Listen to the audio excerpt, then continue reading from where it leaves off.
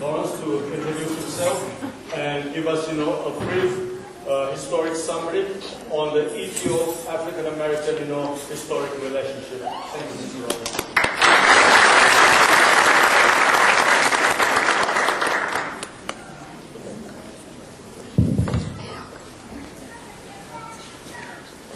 Thank you, Priscilla.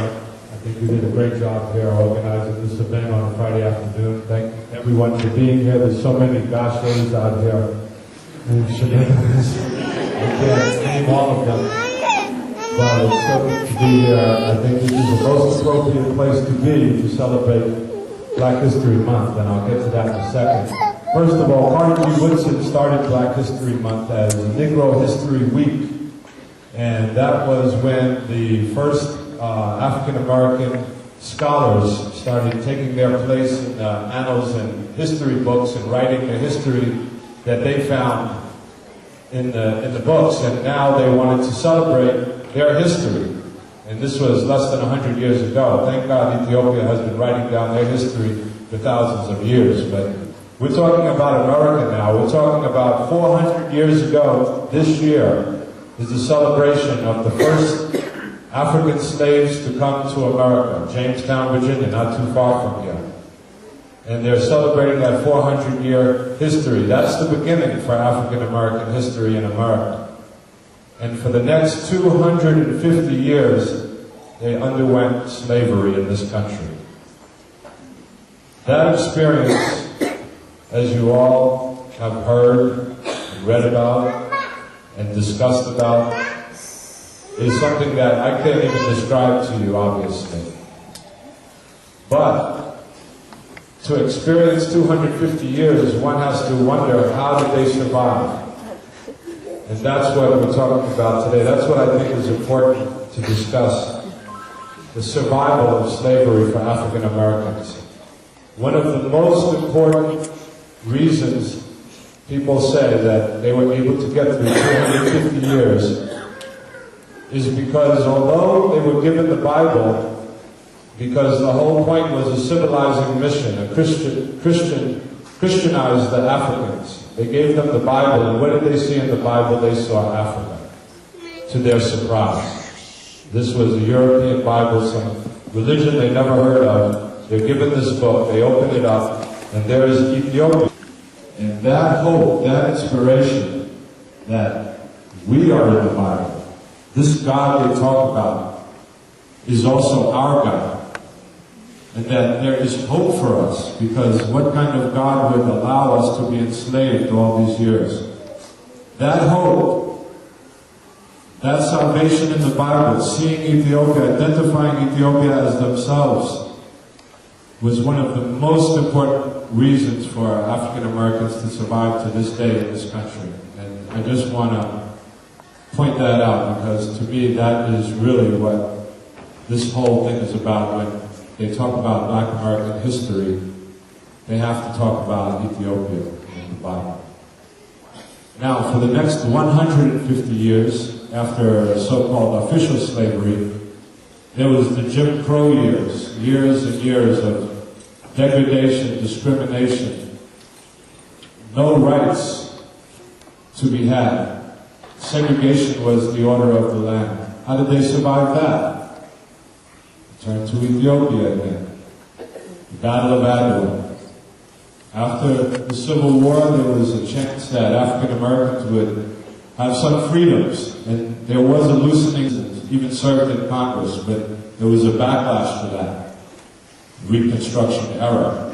And along comes the Battle of Adwa, where African Americans look to Africa and say, oh my God, Africa has defended itself against this European invasion. This is the first time in the history of the world that a European country was defeated by an African country.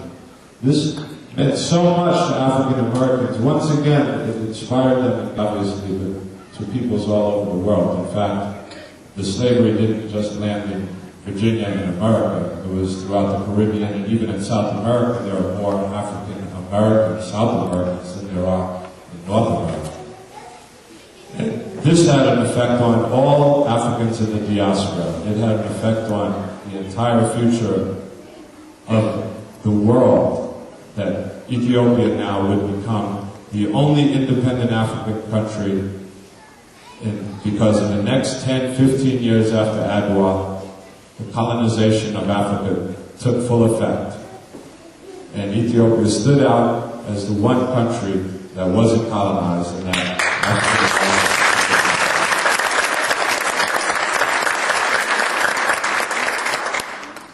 Right along about this time, there was an African-American Wall Street broker who actually went over to Ethiopia to meet King Menelik, and he brought the first treaty of the United States and Ethiopia, and it was signed by King Menelik, and Theodore Roosevelt was the American president who ratified it. That was about 100 years ago, and that was the first official establishment between Ethiopia and African America. It was an African American who started it. In fact, the gentleman who went over there to deliver the treaty spoke about Abraham Lincoln, and he tried to explain to Menelik how he freed the slaves. And they were so happy to finally come and make a connection. And he was so privileged to be the representative to come over and make that connection. Of course, now for the next 10 years, there wasn't really much contact. They signed the Treaty of Commerce. They didn't do much trade. But in 1919, Ethiopia sent over the first delegation, Ethiopian official delegation, to America. And that trip, during that trip, they stopped at African American churches. And they spoke to the African Americans, and they identified with the African Americans, and even more important, the African Americans identified with this delegation. It was written about in all of the African American newspapers and magazines. It was the talk of the town, you might say, in every city in America. And so from 1919, again, African Americans were looking at Ethiopia and wondering what the future might be for themselves and for the continent, because right about this time, there was exploding in America the Harlem Renaissance. And the Harlem Renaissance is one of the highlights of the African American culture. All the great writers and thinkers and painters and musicians finally started to see their culture in their way and express it in their writing and painting and singing.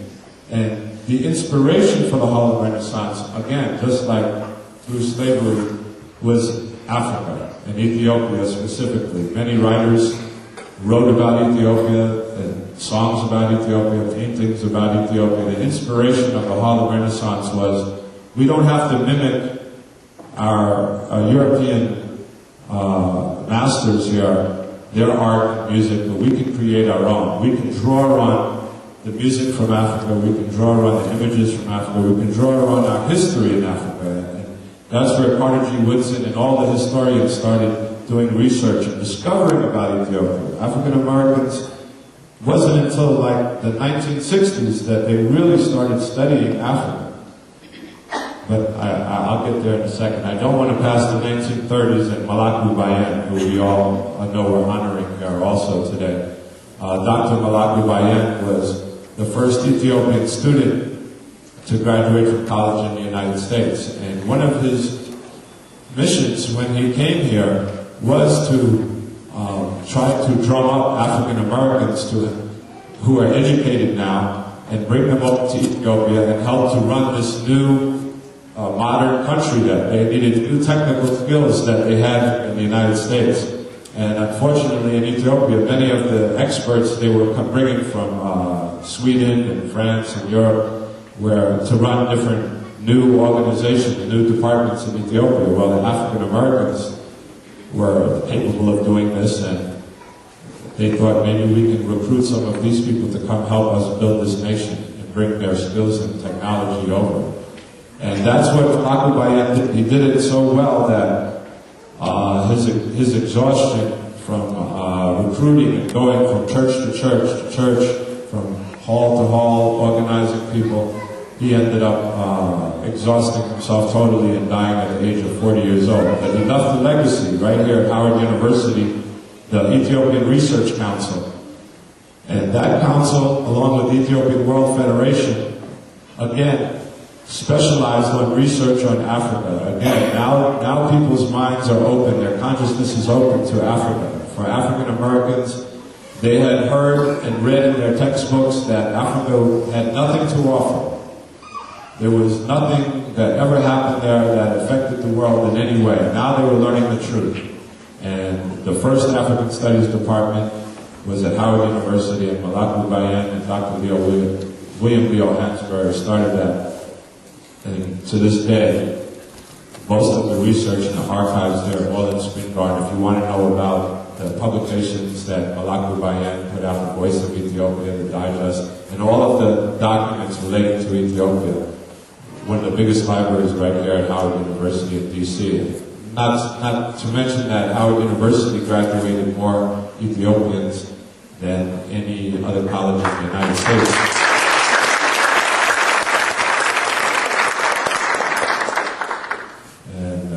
D.C. is, this area of Maryland, Virginia, D.C. has the largest amount of Ethiopians outside of Ethiopia. Give yourself a hand for that.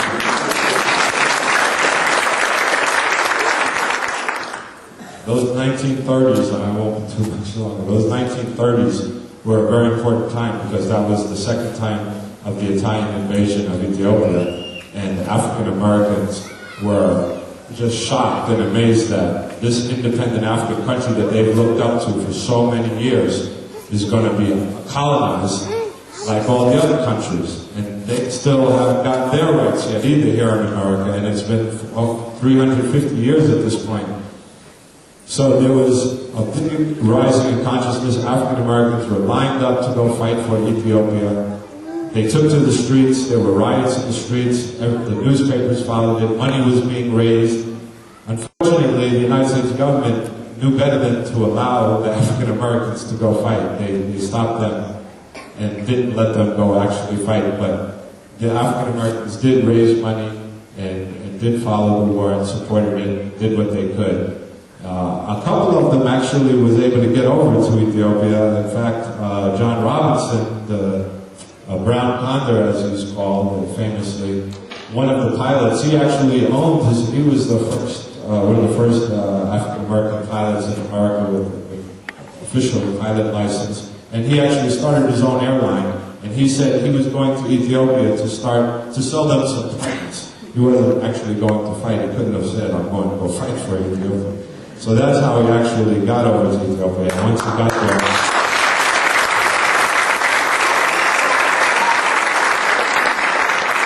we know what him and many other African Americans did over there. In fact, they were very instrumental in starting up the first planes in Ethiopia, and they built a hangar there to fix and repair the planes that Ethiopia had. And right now, as I was just explaining, Ethiopia flies 3 flights a week from Dulles Airport right here direct to Ethiopia. Fantastic airline, very successful, and a lot has to be given credit to the African Americans who helped right at the beginning of the airline.